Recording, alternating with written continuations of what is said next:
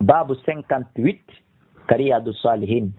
bab dambo ngal hino yewta en jawazul akhd dagagol jabugol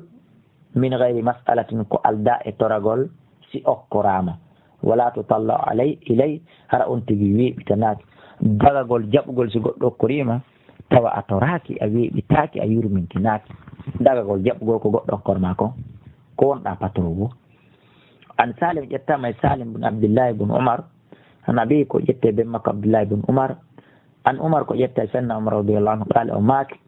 kana laatiki rasulullah sallallahu alaihi wasallam yu'tini al-atay mokkorayno lan dokke toujours son kala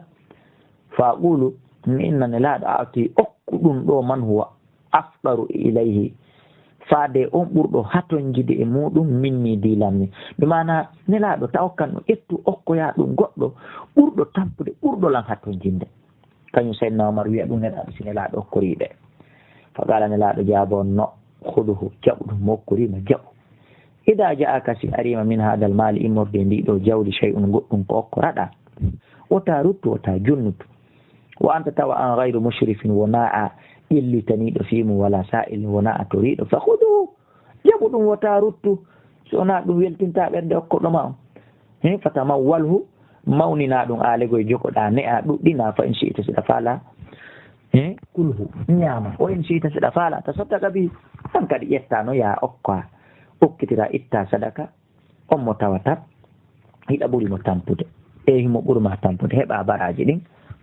wa mala kala ko tawata wona ɗum fala tutbihi wota jokkinti nafsuka wonkinaki mi mana kala tawata dokkal ngal tawata nani heɓorita hakke ma woni ta toruligol qala salim wi fa kana laati abdoullahi la yasal ahadan o torota ko hay e goto shay'an hay e hunde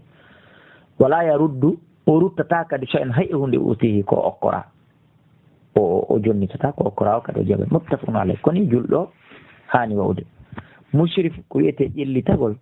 be shinil mu'jama sabu shin ko ɗum woni toɓɓaɗo on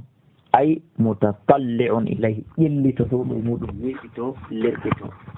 wallahu a'la wa a'lam.